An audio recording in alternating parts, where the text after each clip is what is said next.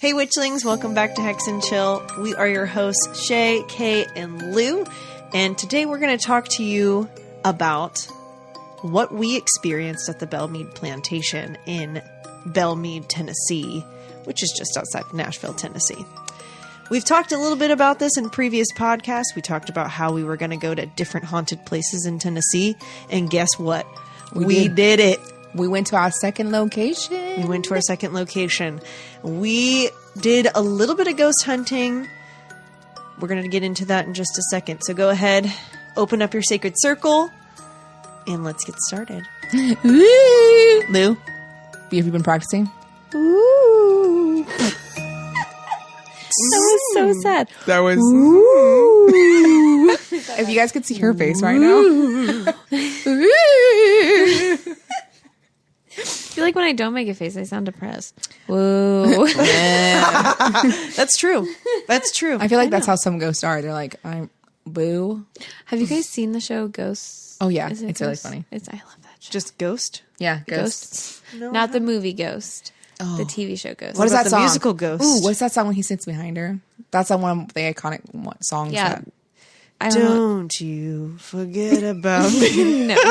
That was The Breakfast Club. Yeah. I was telling her that there's this recent thing about like songs that are in movies that like you cannot separate. Mm-hmm. And that's one of them from Breakfast Club. Yeah. But there is a song when he's behind her and he's like, or like Whitney Houston's and Yeah. Who was she that in? Kevin Costner? Yeah, The Bodyguard. Yeah. I've never seen The Oh, Bodyguard. that's a great movie. We should Love watch movie. that. Yeah. Classic. Anyways. Back to Bell Meade. Yeah. Tangent. We went there and it was a lot of fun. So I picked up Kay and Shay met us there. Shay was on time and Kay and I We got there when we got there on time, but we parked in the wrong parking lot. So then we were Shay did tell us, go park in the RV parking lot. We literally parked in an illegal parking space already inside. Like you have to like have a band to go into the property. Me and Lou were like walking around the property without bands. You know, it's great. It's fine. Yeah, the people at the front were like concerned. I parked at the front where the gift shop was. You mean like the visitor center? Like where you normally would? Yeah. Yeah. And yeah.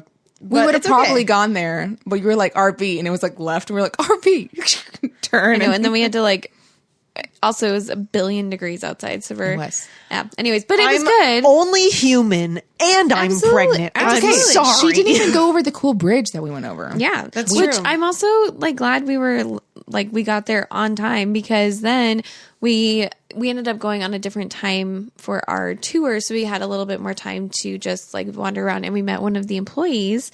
Oh yeah, she was super awesome. She was awesome. Grace. So, yeah, her name is Grace. So Grace, if you're listening to this, hi.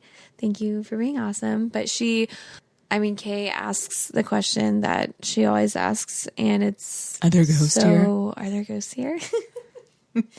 And she was brand new, and she was like, I've only been here for like, was it 2 weeks? Yeah, or maybe 2 months. 2 months, but she basically told us that a lot of staff have experiences, and she shared a few with us.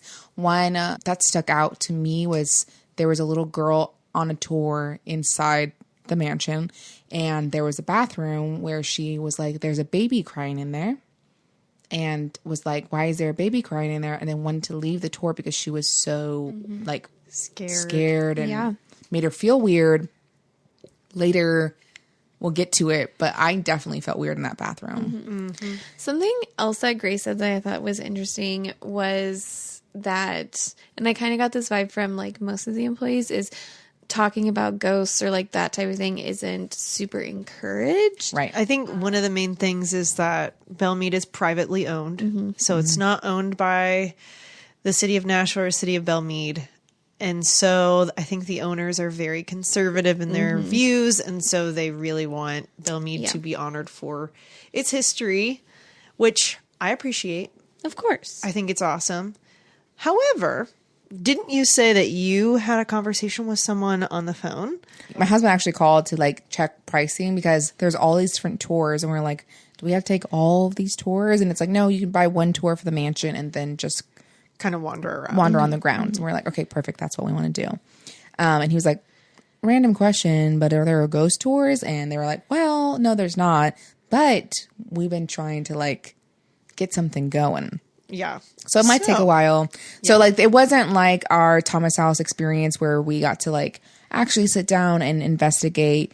We did a tour in the house and we just pulled out our spirit boxes that we have on our phones and just held them the whole time and just kind of saw what came through. And we got some really interesting things that we're going to jump into soon.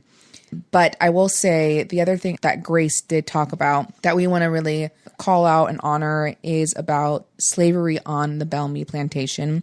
They do have a tour you can go on called the Journey to Jubilee, and it kind of walks you through the different slave cabins and what they would do and how they worked and all the things. We didn't take that specific tour, but I would love to go back and do it. I definitely want to go back and do that as well. I think that is going to open up a lot more. I want to name there. I mean, we'll talk about all of the different main people in the house, but there's one particular person that I felt very like drawn to. Even just walking around the gift shop, there was a book about one of the, so he's actually the horse trainer, like one of the main horse trainers on the property. And there's a book all about him. And I was like, I want to read that. I think that's so cool. So we'll talk about him and other things that he did and why he was so notable and in the Bell Meade community. But I also think that the Journey to Jubilee tour is a great one if you want to learn more about all the different specific people. I mean, there's one thing that I think Bell Meade has done really well, has listed all of the slaves' names that they have record of on their website. So you can actually go and look and see what stories they do have. They don't have a ton of information, unfortunately, but what they do have, they do put out for the public, which I think is cool. Yeah. And we also want to just call out that we are 3 white women. We are treading with this as much respect and honor as we can, but we have no right to really talk about their journeys, the slave experience, what it costs the families and generations after. So please know that if we say anything that you feel like we shouldn't say or we shouldn't have an opinion about, let us know. But we're stepping into this with love. Yeah, we're stepping this into love. We just want to honor and respect. Yeah. Yes. So on to the mansion. So we went into the mansion. Our tour guide, we saw her immediately and was like, oh my gosh, she's one of us. Yes. Her name was Dallas. Yes. And she was awesome. And we got to walk in, and just the way that she tells stories, the way that she gave us the information was really awesome. And we loved her. Yeah. One of the first things that we really connected to with Dallas is I asked about Bob, who was the enslaved man that Shay talked about getting connected to right away. We also covered him when we did our little briefing of this Bell Meade in a podcast previous. He's one of the ghosts people see kind of riding around on a horse. And I dug more into him after doing that podcast and found out that he was actually buried on the property. And so I asked Dallas, I was like, where is he buried? And she was like, well, actually, what was the number I told you? I think it was like 400 acres. Yeah, 400 acres. And now it's only it's probably like maybe 10 acres. Yeah, something small. So in the 1900s, when the city of Bell Meade became incorporated, they had to cut all of the land up, especially after the Hardings, who are the family that owned the Bell Meade Plantation, after their generations kind of moved on. Not necessarily moved on, but they were moving away from having a plantation. Yeah. They lost money. Some of them, it was more like... There was a lot of things that happened, which we'll talk a little bit about that we learned on the tour. Yeah. But specifically in the 1900s, when Bell Meade became an incorporated city, they divvied up the property. So what Dallas told us was that nobody actually knows where Bob Green's body is. It could be in someone's backyard that lives in Bell Meade or under the road. And I thought that was absolutely horrifying. Yeah. Because one of the things that we learned on the tour and one of the things that I saw in the gift shop was that he was a man that was revered for, one, training these horses that Bell Meade Plantation is absolutely known for. Yeah, Seabiscuit, Secretariat. The original horse that they owned was Bonnie Scotland. Bonnie Scotland. So yeah, Bonnie And Scotland they were is saying that all of the horses in the Kentucky Derby that just happened, all of them can be traced down to Bonnie Scotland. Correct. And Robert Greene, Bob Greene, my man Bob, is the one who trained Bonnie Scotland. yes, ma'am. Okay, so my man's deserves the credit. Not only that, though, he was also revered in the white community as well, because he was actually, not only was he working on the Bell Meade Plantation, he was also a pastor at a local church. So everyone loved this man. The thing that I saw said, Wow, in the really? gift shop specifically, it said that whites and blacks alike all attended his funeral because he was revered so much in the community. Wow. And so it's wild to me that they didn't put a marker on where his Right? body was, like, but that was his dying wish. That was what he wanted when Yeah. he died. He wanted to be buried on the property, which I love that. I think that's beautiful. But also, like, the fact that, like, people didn't have the afterthought to be like, yeah, people are going to want to care about this man and go visit his grave and go honor him. Yeah, It's wild to Bob me. Greene was during the time, so he was a child on the property, then was kind of got into the role of being trained to take care of the horses. And he just really flourished with it, and they saw his potential. And when emancipation happened, he chose to stay with Bell Meade and be paid. He actually stayed with his family in the original house that the Hardings built to stay in when they were building the mansion, and it's still there today. We went and actually saw it. It's just like a little cabin, and Lou had a really negative response to that location. And there were these areas like that, and the mansion felt okay until we went into the living quarters, and it's these areas that were very lived in.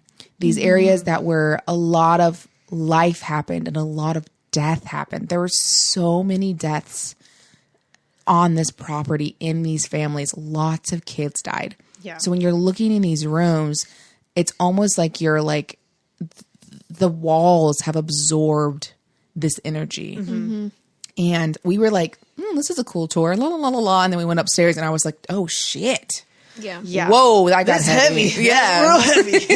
And Yeah. that's how that area felt too. And it's not because Bob was heavy or the family lived there. It was just like there was something about this like very old, I don't know. Well, and I just kept thinking, like, when you've had a bad day, when you are going through something, like you go to your home, into this space where you're with your people and you're with your partner and you can share how shitty, how sucky life is. And I know those words do not do any justice to what was done to these people. But like, I think that's why it felt so heavy to me, because like Kay was saying, so much life happened in those rooms, and just the darkest moments. And I don't know, it felt so heavy to me. I also Yeah. have a thought about that too, specifically because this particular cabin that Bob Greene lived in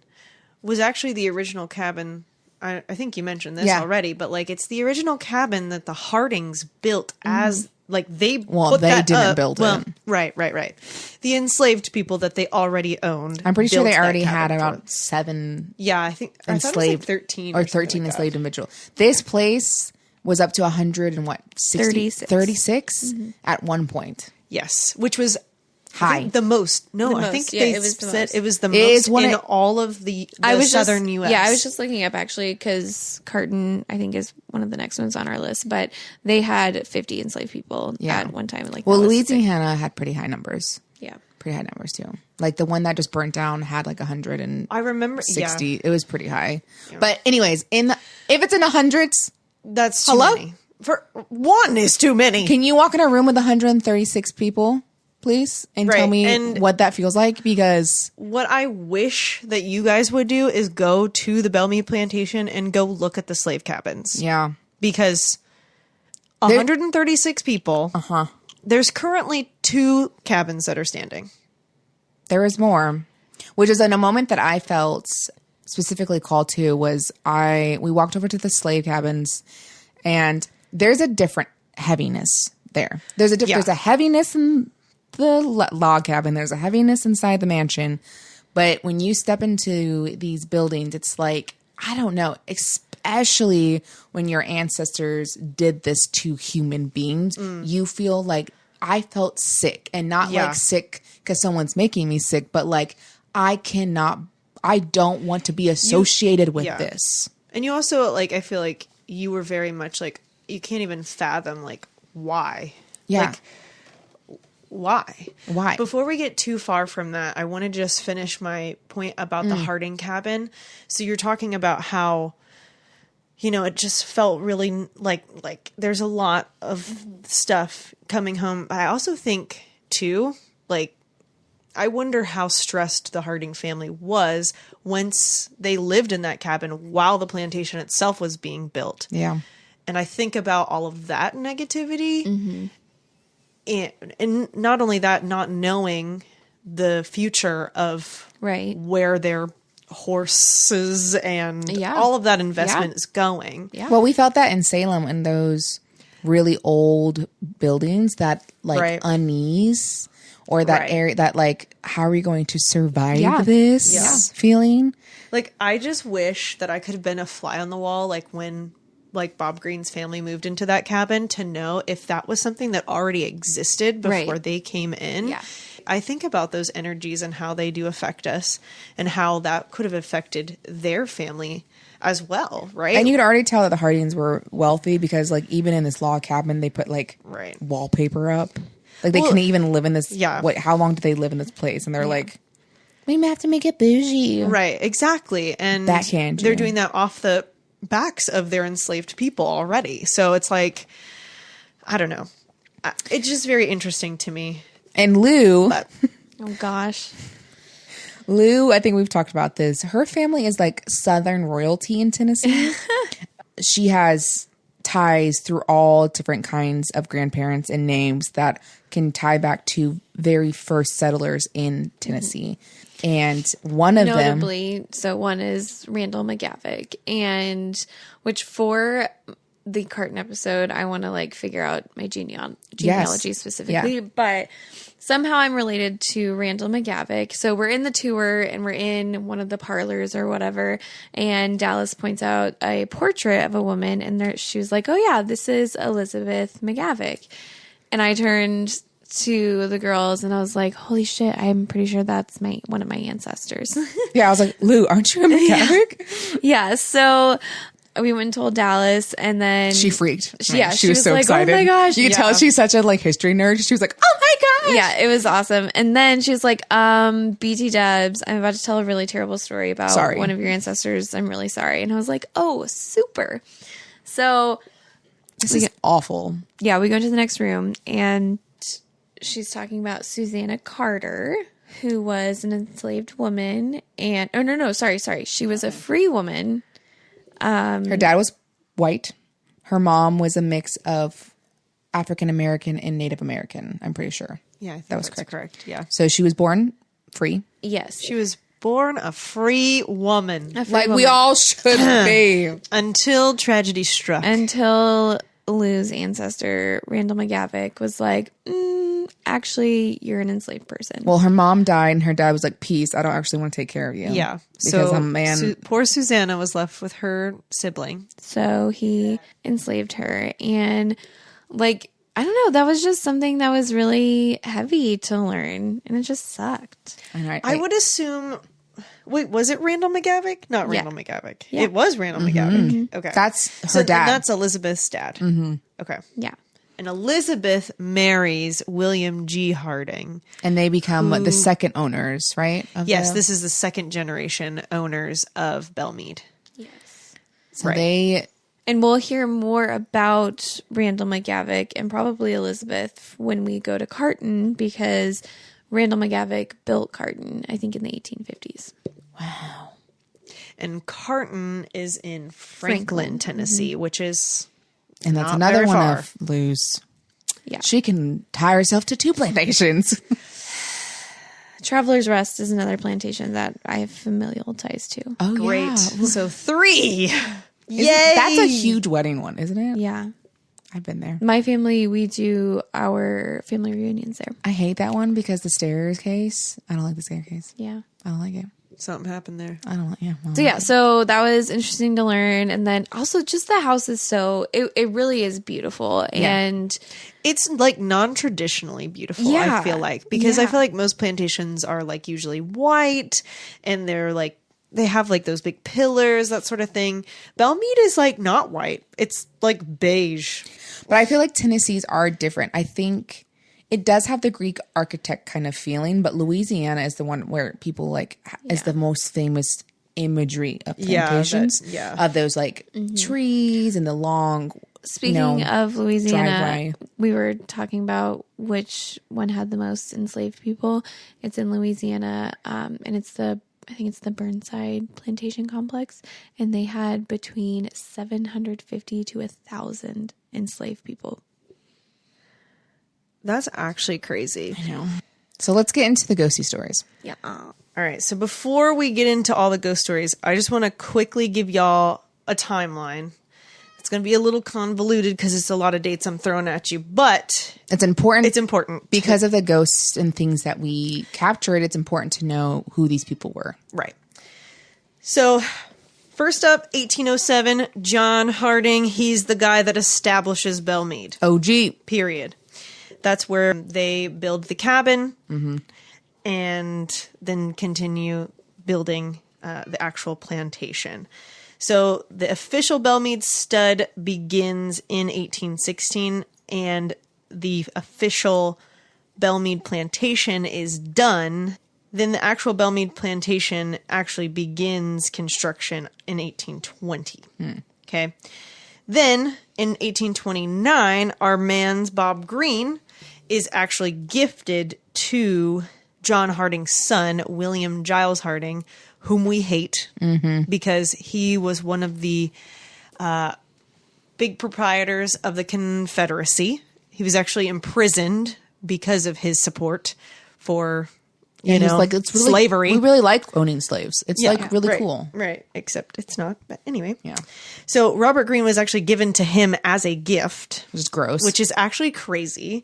But that happens in 1829. It's also kind of crazy that, like, I'm pretty sure he was the one that was like, hey, let me take you on my wing and to show you my horses. And yet he was, like, also a Right. massive dick. Like, Right. what where does that make sense? I It don't know. doesn't. It literally doesn't. So Robert Greene was given as a wedding gift to William Giles Harding, but also to another woman. His first wife? His first wife. And I believe she passes away. And then 10 years later, he is ready to now become one of the in control of Bell Meade. So John Harding, official guy, he is no longer controlling Bell Meade. Now it is William Giles Harding, which is the second generation here. Then he ends up marrying Elizabeth McGavick in 1840, Which we've covered a little. Miss Lou's ancestor. Yes. And then that is when the official expansion of the Bell Meade plantation is over in 1853. The next year is when she is given Susanna Carter, who was a free woman, but, you know, Was wrongfully enslaved. was wrongly enslaved. It's just like, hey, you want this girl? And the daughter was like, sure. I don't think the daughter was even like old enough to like accept. I think that like she was actually given like as a nanny to take care of her because who knows More like what his Elizabeth was daughter, doing. the wife. Right? Oh, it was I like, see, hey, yeah. can you want this? And they're like, sure, we'll give it to Celine. Yeah, And you're right. like, Exactly. The She facts has- of giving people, Right. I hate. Yeah, It's gross. I know. It's wild. Yeah. Like what? Like Bob Green as a wedding present, like disgusting. Like, I can't People. even fathom. I don't want to own a person. what if someone's like, hey, here's a human for you to own? Like, Well, that's No the thing thanks. is I already it- ate. In their eyes, they weren't. It was like they weren't human. Correct. livestock, Right. Oh my God. which is a billion times worse. My soul cannot comprehend it. Same. My brain, my soul, my everything cannot. And I'm like, how did these people just do it? My face right now, if you could see it, is just like, dumbfounded. Anyways, continue, Shay. So then we enter the American Civil War in 1861 to 1865. And in 1865 is when the ratification of the 13th Amendment happens, abolishing slavery. Now, then Celine, who was gifted Miss Susanna Carter, marries General William Hicks Jackson. Now the estate becomes owned not just by the Hardings, but now the Harding Jacksons. Because a woman can't, do anything by herself. Right, of course. In 1868. Then we've got Bonnie Scotland, who is all these award-winning horses hail from. He officially comes to the property in 1872. And again, trained by Mr. Robert Greene. Then we've also got Iroquois, who is another very, very famous, if you've ever heard of the Iroquois steeplechase, is named after this horse. Yes, in Tennessee. Or it's in Kentucky, I believe. Oh, it is in Kentucky. What's the one here in Tennessee? Actually, maybe that is steeplechase. Steeplechase is in Tennessee. Right. Kentucky Yes. Derby is in... Kentucky Derby. Correct. Sorry. Wait. Yes. Is Kentucky Derby here? No. No, it's in Kentucky. No, steeplechase is the one that's Steeplechase is here. out by Radnor. Yeah. Yeah. Yes. Correct. Okay. So Iroquois steeplechase is named after Iroquois, who comes to the property in 1886. And the same year, William Giles Harding passes away. So now it officially becomes owned by the Harding Jacksons. However, I want to name Celine so the Harding Jacksons have several children. And all of their children die young. All of them. So this is important to the story because really this is where their lineage dies. Yeah. Because right after, there is a big sale of Bell Meade that's held in Madison Square Garden. And once both General William Hicks Jackson and William Harding Jackson, his son, they both pass away the same year in 1903. So now Bell Meade's not owned by anybody. So Bell Meade is now sold to the Dickinson family, which Lou is also related to, which is fun, in 1906. Then after that, the state of Tennessee buys Bell Meade in the 50s. There was one last owner, and he's pretty famous. He worked for one of the presidents, but that's where the story ends, really. Right. And in 54, it becomes a historic site. Yeah. So, and it becomes it's a nonprofit, so it's privately owned. Anyway. And and all of this is to hear all those names and all those families and all those children. It's this, like we said, the amount of living that happened in here and the amount of death that happened in these rooms. Because it's during that time period, you typically passed away in your home, right? Right. And so those rooms is where they took their last breaths. And then the room downstairs, this parlor area, is where they would have had the caskets for the viewing. And then on site is a mausoleum where the bodies would have been taken. And so it's just this, there's a lot of transfer of death and spirits that just kind of get, stuck there. And our tour guide, we kind of at the end, we're like, hey, we actually have a podcast and we're talking about ghosts. And she was like, oh, so cool. She's like, I don't really believe in boo ghosts, but there's definitely energy here. Yeah. She was like, there's definitely stuff here. She's like, the people who are the curators because all the stuff there is from the family or items that would have been owned during the second. During that time period. Yes. During the second, who was the second people that owned it? It was the William son. Giles Harding. So they had our treason man. Yeah, they had it set up for his time period at when we went. Right. So the furniture they would have that. No, that it was time, the third generation. Oh, it was the third. Yeah. And they're the scariest place for them is up in the attic where they have all the stuff that they curate and where they do stuff for the furniture and yeah. Which. Again, okay, so here, I want to talk about the third floor of the Bell Meade Plantation really fast. Actually, real quick, before you start that, this is where it really started hitting for us. The first floor, nothing really happened. We got a few things. It felt very proper. I will say I felt uneasy the entire time I was in the house. Which makes sense. Yes. And then when we would go up in floors is when it would get worse and worse and worse. Right. Yeah. But we went me and Shay, at least, when we went to the third floor. We didn't go to the third floor. Sorry, when we went to the second floor. No one's allowed to go on the third floor. Because even our device, we had a device that was, for both our phones were open to the spirit box. And they were like saying words, but it wasn't really like tying really into anything. It might have just been spirits passing by. But when we went to the second floor is when it started like making sense. And Shay, this is one of my favorite parts, is that Shay walks up to the third floor. So we're on the second floor. Shay walks over to the stairs. To the third floor, and she says, what's up there? Because you felt immediately that. Yeah, and there was like a sign that said something like, I don't know. It said that like it was like not accessible, but also like this was like a place that wasn't used at all by the families. Right. Like throughout all of their generations. And what Dallas said is, well, heat rises, so it's really gross up there. Nobody wants it. They never decorated up there. So it was literally just storage. It was a storage unit. Yeah. Who in their right mind has a whole plantation, has a mansion, and they don't use every single floor of it? Well, rich people, but. Okay, but like, I don't know. It felt really fishy to me. Right. So you felt fishy and you're like, I wonder what even happened up there. Right. And you were immediately drawn to like feeling like traumatic things could have happened in this open area where nobody is. Well, because no one again, goes. Because it's, which I understand, really, really hot. Heat is rising, so the attic is going to be hot as balls, and no one is going to be going up there. So you can bring someone up there, and no one's going to look there. That there's not little kids running around the house. And I want to name too that like the third floor staircase is connected to the main staircase. Absolutely. So it's not like it's like a hidden place or anything. It's not like it's like, oh, you can't go up there. Like honestly, it was weird. Yeah. It gives me Hill House vibes. Right? Of like the red door, the red room. The red door room or whatever. And like, cause again, I don't know. It's one thing for historians and curators to go into a home and like learn everything they can. But again, none of us were there. Right. We don't know what happened in there. I'm sure there's not any record. We can record. guesstimate, but we can't know for sure. Well, and enslaved people, rarely are their stories even known. Rarely are their names known. Well, and that's something else that I love that Dallas pointed out. And she was just saying that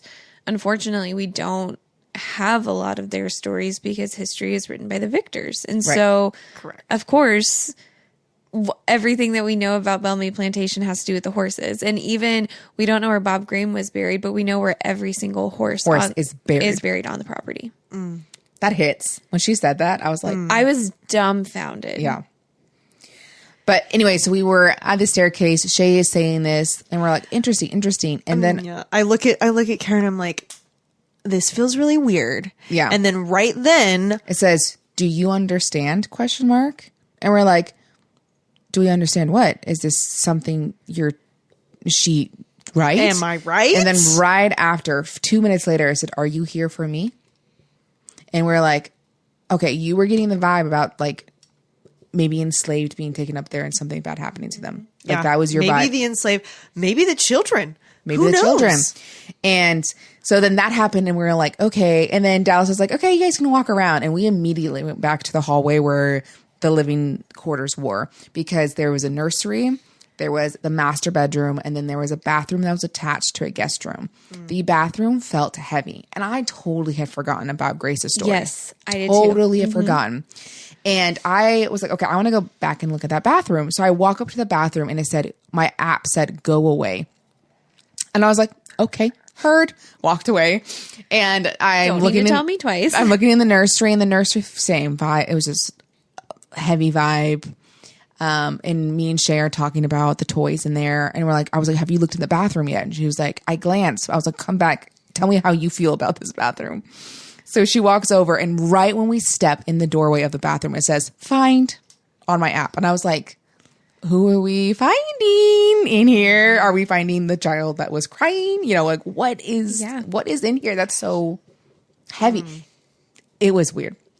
So then I'm like, we're walking down the stairs. We're telling Dallas this. She's really into it. And we get into the last room of the tour where people would have been, like we said, put their caskets put out and the mourning period happened. And I know this because when I went the last time, the house was in the design of what it would look like for death and mourning to be in the Bell Meade Plantation. And they had a casket in this room. And so maybe that's why it hit so hard for me. I was like, this is where they mourned the death of all these children. Right? And so we're sitting there, and all of a sudden my thing says, I'm in my 20s. This all happens boom, boom, boom, by the way. It says, I'm in my 20s, Abraham, brown hair, my lungs collapsed. Caroline decay. And I'm like looking at, like the tour is going on, and I keep on like throwing my phone into the girls' faces. So I'm like, do you guys see this? This literally just gave 2 descriptives: his age, his name, his hair color, and how he died. And like, we don't know what's coming from this. It's something else like chiming in, because we found out later that a lot of people in the house died from asthma, and their lungs literally collapsed. Yeah. Susan, who is this enslaved woman that we've talked about, Susanna, she died from her lungs collapsing. Right? So it's moments like this, you're like, okay, all right, something is telling us something. Like, why in the world would it say my lungs collapsed? I don't know. It was just... Also, I was just thinking about this. So, you know, like the nursery and the bathroom upstairs, like those just felt so heavy to us. And even like the bedrooms and everything. And I'm just thinking, like, okay, we're women. Kay, you're a mom. Shay, you're expecting. I don't have children. But like something that I'm very passionate about is postpartum depression and just women's health and all of that. And I mean, think we barely are scratching the surface with women's health now and like postpartum depression and all of that. Right. So thinking back then, I don't know, I just keep seeing this vision of like a woman in that bathroom, just like her baby crying or something, and just like having that moment of like being the lowest of low and whatever. So I really do feel like that's why those rooms can feel so heavy, is because those deep emotional traumatic things happen. And it's not always death that we're remembering in those echoes that are happening with all of that. It's just those really energized moments where something crazy is happening or whatever. But yeah, the life that is lived there, the bad, the good, the ugly, that just absorbs into the foundations of a home. So interesting. I mean, that's why haunted houses feel that way, I think.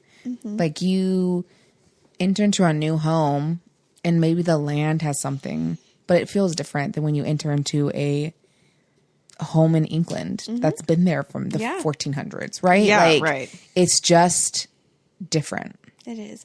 Well, I don't know. I'm just having this like realization. I don't know, but I'm thinking, okay, so we have a friend from college, and we would go out. I think you've been to their house too, but that I love their family's home. It is such a beautiful home. And I mean, a lot of times when we think of like haunted houses or whatever, or the energy, like we're thinking of all the negative things, but like that home, I just feel the joy and happiness and the laughter and the memories that was lived in that house. And so like in 100 years, when maybe that family will be there, maybe they won't be there, but like they're like, I don't know.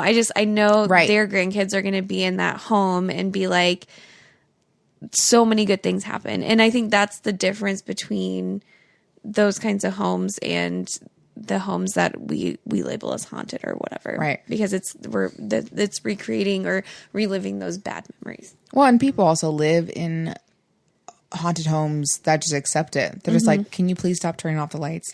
Because the energy is probably light. It's probably feels okay to like live with. Yeah. Right? Yeah. It's not, I mean, when the Thomas house, basically when they came, they're like, hey, I know you're scared of upstairs, but nothing seems negative here. So just be like, yo, you can't mess with the lights when I'm walking.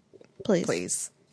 And just be respectful and see what they do back, you know? So yeah. You talked about how on your app you got like lungs collapsed, which I thought was interesting. And at the end of the tour, so if you do go on Bell Meade Plantation tour, you get a complimentary wine tasting at the end. Oh, yes. It's so very yummy. So we went to go get our wine tasting, and while everyone was kind of filing into the new space where they have lots of different wines to choose from.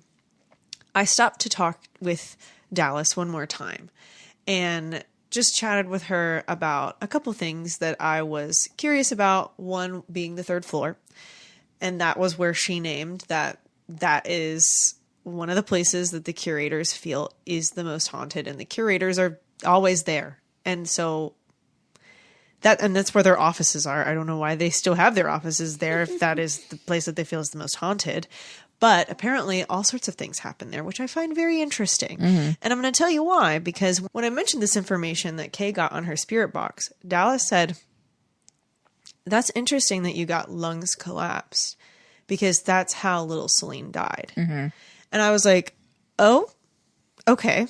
Tell me more." And she was like, "I am not able to speak more about little Celine because little Celine was estranged from the family. But I can tell you that is how she died."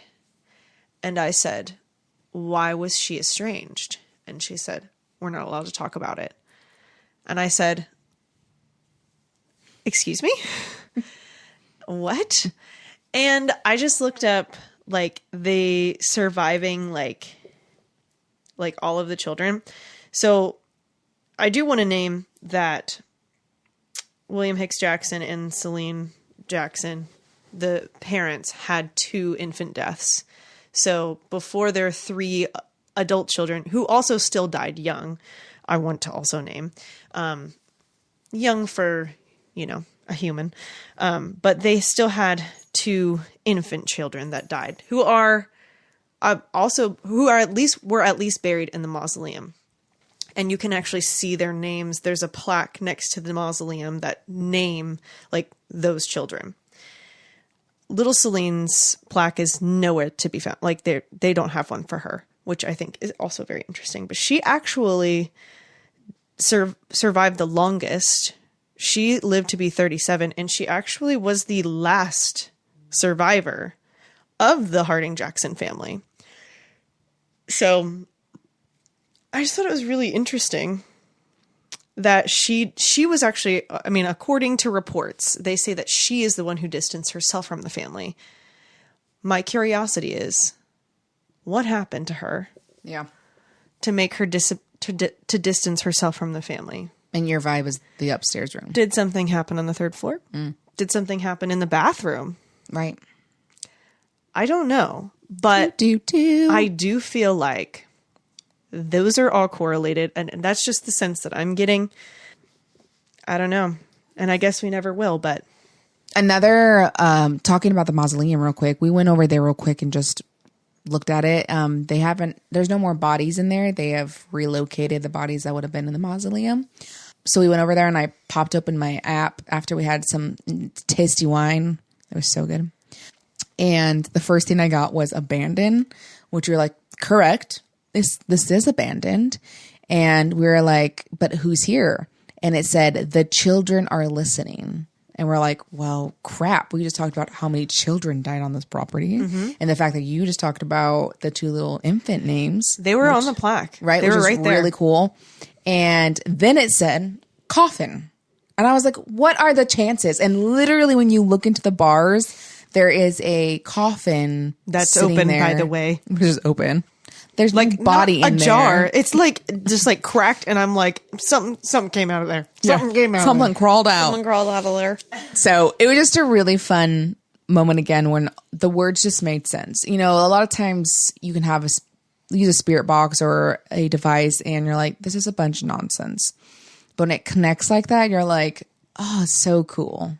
Like something's communicating. Yeah. How would this phone know I'm standing next to a mausoleum? I don't know. Well, the other thing too was that like when you were standing behind the enslaved people's cabins and you were kind of looking at that big field, which I assume is like either where more people had cabins or there's more cabins. There was more right. enslaved cabins. Yeah. I remember like seeing I think something happened on your phone where it said like leave us alone or something like that. But then the next thing that it said was like peace.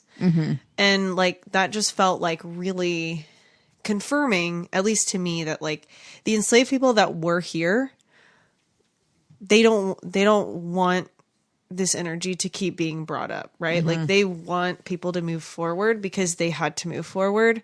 They didn't have a choice. Yeah. And so I don't know, but it That was was when really we- cool for you because you had this beautiful reflective moment just sitting and just honoring the people that lived there and worked there. Yeah. And I don't know.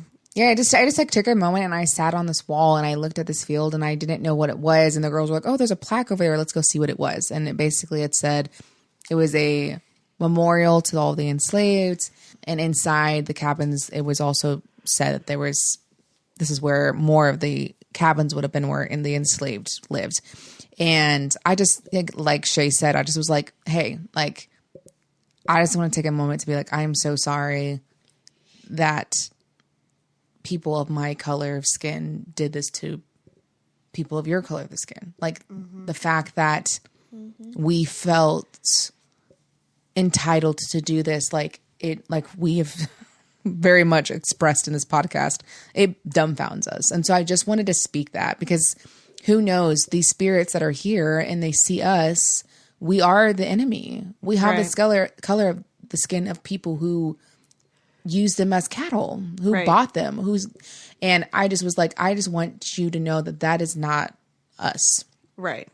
Like, anyways, I just like, cause you never know, like residual spirits or something that you don't want, cause we got a lot of leave us alone and you don't belong here and go away. When we were in the slave cabins, like Shay said, we got like, you can leave now. And we're like, okay, we will. Yeah. We respect that. Look, we're leaving. Like this is not our home, and the slave cabins, like it didn't feel evil or super sad. It just, for us, it felt heavy. You know what I mean? Right. And for people, the tour guide was telling us that majority of the tour guides that do the Jubilee are also African American, which I really like. So it's like, let me tell you the story of my ancestors, right? Or people that which I like. They're the ones who are going to know the story more fully, well, and have more ties to it too, and that emotional connection. Right. Correct. Well, it's hard. I guess I struggle with this because, I mean, I have a lot of feelings. Very direct ties. Yeah, I also have direct ties, and well, okay, my family. So, like, with my familial ties with, like, Ancestry and everything, and then, like, my family growing up in the South and everything, I can definitely see the trickle down and see racism very much alive in my family. And I'm not doing this subconsciously, but I feel like there can be times when I'm almost making it about myself because I'm so upset. My ancestors did this. I feel so heavy, and then I have to sit down and think like, okay, but I'm making it about me and I don't matter in this. And not that I don't matter, but I don't want to take away from someone else's story. And so I don't know. It's interesting because that's something that I want us to be careful of. And I think we, and honestly, all of our listeners, I've talked about this. We are doing all of this in love and walking in that and doing our best. So if anything comes across as disrespectful, wrong, whatever, please come and tell us because we are open to hear that. But we just also want to share, like, this is not our story. Yeah. And that's a beautiful way to say it because that's exactly what I was trying to communicate earlier. And I think you nailed it. Like the feeling that we felt inside the cabins and stuff, it's not like we had any ownership in those cabins. And that's why we were very respectful. And it was like the feeling of just trying to coexist with the knowledge that our ancestors did this. Mm-hmm. It is an interesting thing to walk on a plantation. It is an interesting thing in the South where people get married on plantations, and it never even clicked with me because that is where we are brainwashed, is where we are blind until someone looks at you and say, would you be married? Like, would you have your wedding at a Holocaust place or a concentration camp? Because you getting married at a plantation, that's how we feel. And you're like, oh shit, why would I not even think of that? Mm-hmm. Like when someone says that, you're like, you're right. What kind of, like, no, right? Yeah. Anyways. But like Lou said, we're entering this in love and we want to know, we're taking ownership for, you know? We're just entering and navigating this with as much care and respect as we can because we are 3 white women who, but yeah, like I think it's, I don't know, because I also don't want to just hate the color of my skin, you know? Because I don't think that wins anything either. Anyways, this is all of our thoughts. If you have different thoughts or have extra thoughts, we want to hear your thoughts too. Yes, and please, if you live in Tennessee or nearby, go to the plantation, absorb the history by yourself. That's something else. When we were on our tour, we were the only people from Tennessee or Nashville there. And so, I mean, the history is here. And if you're living here, yeah, it is really hella expensive, but it's also totally worth it. And you learn so much. And about your backyard. Yeah. Which is important. I think it's also important to walk on plantations and understand that this is our history. Yes. This is what we did. And this is what we're trying to not repeat ever again. When we know our history, we then don't repeat it. Something me and my husband talked about today is we feel like America is repeating the Nazi Germany moments. It's repeating, taking a group of people and deciding to make them the villains. And we are step by step following what Hitler did. Like, it's like crazy if you actually go line up our history. And I feel like at least now we are having more of a like visceral reaction to it because social media is so prominent, because we can look on and see families getting torn away. Everything. We can see it. We can hear the stories. Well, back then it was like you could be blind as a bat and have no idea. Right. No, that does not erase their ignorance or letting that happen. But it's like at least we are like choosing to take action and you know stand up, right? Because we're like, no, we do not want this history to repeated. And you know, absolutely not. Right? And it's not affecting us. And this is another thing. It's like, we're white privilege. Is this affecting us? No. But does it mean it's all right? No. Like, we want to go out and stand with people that it's affecting. We want to go stand with the moms. Because it eventually will affect us. Exactly.